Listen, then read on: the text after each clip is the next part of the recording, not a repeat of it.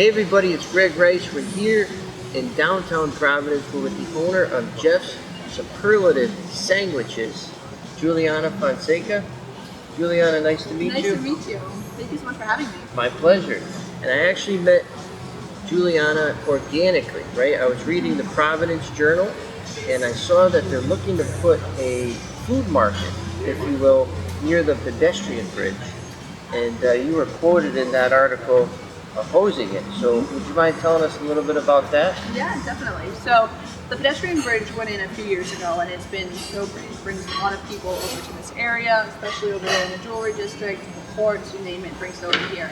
And they've created this really great atmosphere where for the community really. So this open space that we have on this side of the river every Sunday is used for the open air flea market. Gotcha. So it's great. It brings a ton of people to the area. And then same thing with the other side. Just this summer they did Pride Fest. They do concerts there. They, food trucks. It really just brings a lot of people to enjoy the space.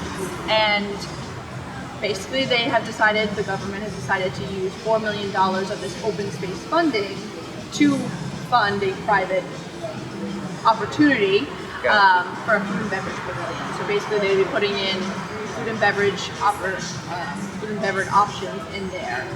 And it just adds more competition to the area, but competition isn't always bad. A lot of it is healthy competition, but coming off of 2 years of a global pandemic where we're already struggling, I just don't see how the government would want to then continue to hurt us after a very tough couple of years. And you're saying it would be kind of like a Quincy market where it would be, an open air, maybe like a mall style or little shops and little restaurants type of thing, or would it be outside like entirely? So to be honest with you, they didn't tell us. So I am just going off of what I am assuming it's going to look like. I have no idea really some of the details around it. So. Anyways, we wanted to make that point and just bring some attention to that. But Geoff's been in your family for decades? Yeah, 25 years. And you used to be up on Benefit Street, right? Yes, we were there for 50 years. It started there. And then the store next door used to be Mutt's. So it used to be called Mutt's and Geoff's. So pizza and sandwiches. And then Mutt's left and Geoff stayed. And then they opened up another location on Thayer Street. And then when my dad bought it, he had 2 locations. And then sold the one, or stopped and closed the one on Thayer Street. Just had the one on Benefit Street, and then 5 years ago we moved down here with our single location. Wow! And what made you move from up there down here? To be honest with you, they didn't renew our lease, so we didn't really have a choice. We were, basically had to figure out where we wanted to go. So before I came on full time, my dad and my mom found this location down here. Perfect spot. And honestly, it was the best decision. We have a much bigger space. It's brand new. We can accommodate a lot more people. And we have this beautiful courtyard. And all this traffic, especially the comings and goings all day, this is way better in my opinion. Oh yeah, 100%. I mean, we still had a line out the door on Benefit Street because everybody knows Geoff's and loves our sandwiches, so it still brought people to the area. But now we don't have to try so hard to get them to come. True. Now they just kind of stop by. And who is Geoff? Or who was Geoff? So my understanding is he just wanted an alternative food for college students. He wanted something that wasn't the typical cafeteria food. He wanted something that everybody would like, and then it just blossomed into this wonderful business that now serves not only students but professors and construction workers, lawyers. I mean, you name it. We really have a wide range of customers here. It's just really wonderful. So it wasn't a family member? No. It was an entrepreneur from back in the day? Yeah, he had reached out to my father and he had heard about him because my dad has owned other restaurants. And so he was like, I would love to sell it to you if you're open to it. And he said, why not? So he took it on. Wow. And here he is, 25 years later. Yeah. It's great. And how many sandwiches do you have on that wall? We'll put up some footage. Your wall is it hundreds? It's 91 sandwiches on the wall. Wow. Yeah. And have you decommissioned any or have you added any? I saw Julianna Lynn, is that yours?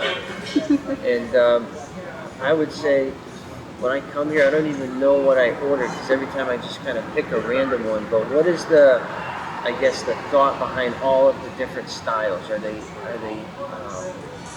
influenced by something, or are they just carried on through the years? What has brought that wall to be so big?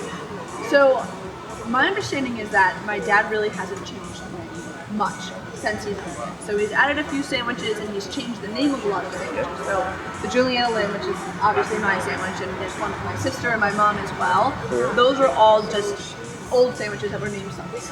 So I think over the 25 years that my dad has owned it, he's maybe added at most 5 sandwiches. The rest of it has really just carried on throughout the years. And like I said, it's just really name changes. Some of the folks that are on the menu are from way back. Yeah, so a lot of people don't even know who they are. So that's why they've updated some names. We have Jorge Alorza, our mayor, David Cicilline, the House of Representatives. So again, we kind of bring it up to the times. And what is the most popular?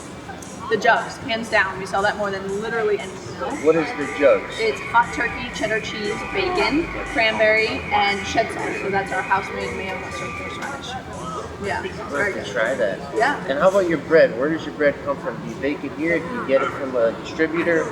So we actually don't cook anything in our restaurant. So everything is taken from other places, but we try to go as local as we can.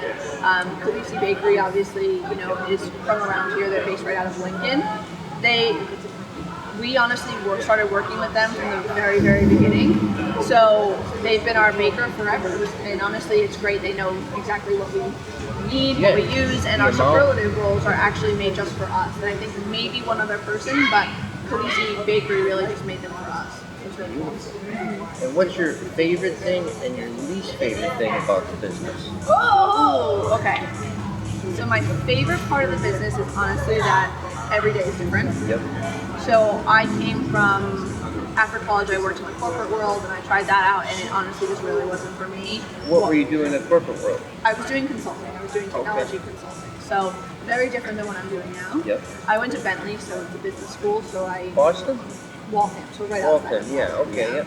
And I've seen my mom and my dad. My mom doesn't work in the business, but she does a lot of the background stuff. And just watching them my whole life was just so appealing. To see that the harder you work, the more money you can make, and just the growth that can come out of something that you just put your efforts into. And so when I worked in the corporate world, it was, I made the same no matter if I worked 40 hours a week or 100 hours a week. And for me here, I probably work way more than the 80 hours a week I was working in the corporate world, but it's so much better and more beneficial because I can see the return.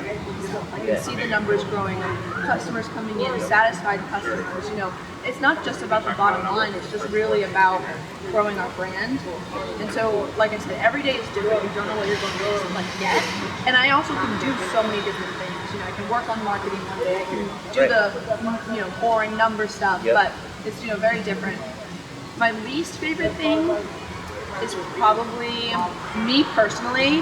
I just feel like Geoffs is me and my family, so whenever something doesn't go the way that I necessarily planned it to, I take it so personally because I just want everyone to love this business as much as I do. And so obviously nobody's perfect. We're going to make mistakes, and we try our best to fix those mistakes. But it's inevitable that we're going to have that. It happens. Yeah. So just being able to take it with a grain of salt and just know that we can learn from it.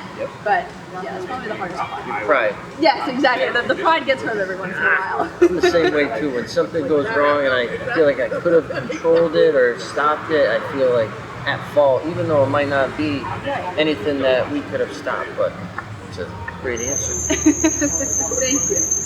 And what would you say for the next 5 years and 10 years do you anticipate for the business? Honestly, a lot.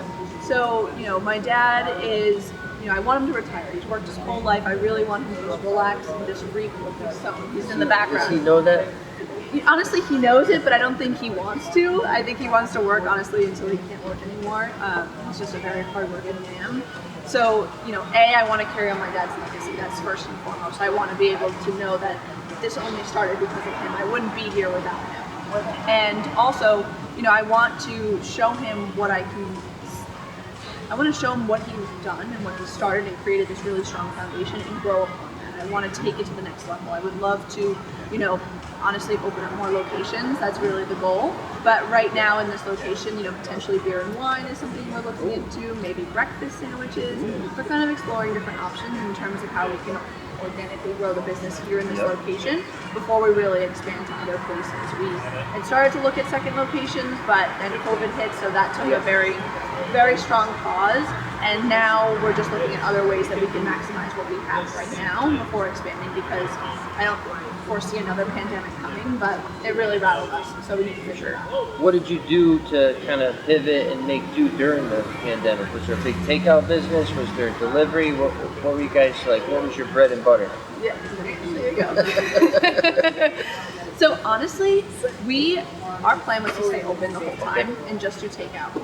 But slowly, as March hit, sales just completely declined to the point where we really couldn't afford to stay open. So we closed for about 2 months. And honestly, one day my dad was like, "We need to just get up and go. We need to just try to ride this out. We can't just keep staying home and waiting." Yeah.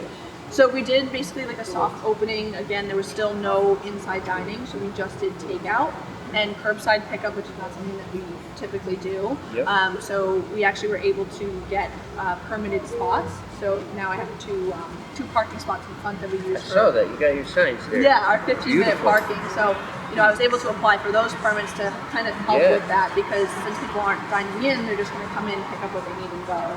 But to be honest with you, we really didn't have to change our business model too much, just because a large portion of our business is takeout already.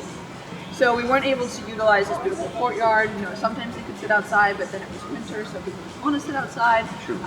But it was nice, and I think the reason we were able to survive was not only that we didn't have to change too much, but also we just have really great customers that supported us through it. And how about your staff? Do you love your staff? I do. Honestly, they're great. We have mostly college kids and high school students as well, mostly from the area. So we have Brown, RISD, Johnson and Wales, Providence College is the other one. So for the most part, they're all students, which is great. It just creates like a really great, like, young atmosphere. Yeah, energetic.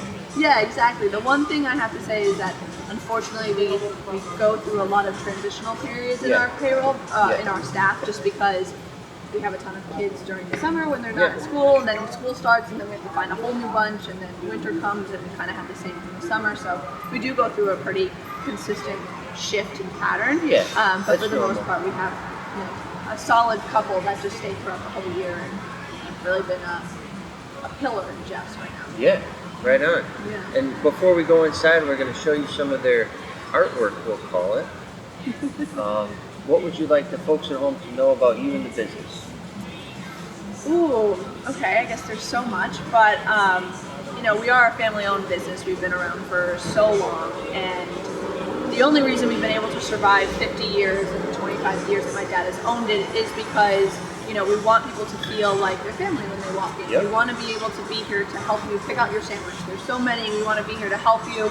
And we also just want to create a really great experience when you come here. There is a lot of history in Geoffs, not only in our reputation and our name, but the sandwich names as well and different things like that. So, just knowing that we try our best every single day to make everyone happy, and I'm just continuing on what my dad has done so well for the last few years. And last, your hours. What are your hours if folks want to come check you out? Yeah, so right now our summer hours we're open 7 days a week. The only days we close are Thanksgiving and Christmas. But right now our hours Monday through Thursday is 11 a.m. to 7 p.m. and then Friday, Saturday, Sunday 11 a.m. to 8 p.m. Beautiful. No excuse not to come down. Exactly. So once again, Greg Rice, we're here downtown Providence with the owner of Geoff's Superlative Sandwiches, Julianna Fonseca. Thank you very much. Thank you so and we'll much. Head inside, and maybe Dad wants to get a cameo. Yeah, maybe. He's a little camera shy, but maybe not. All right, let's go inside and check it out.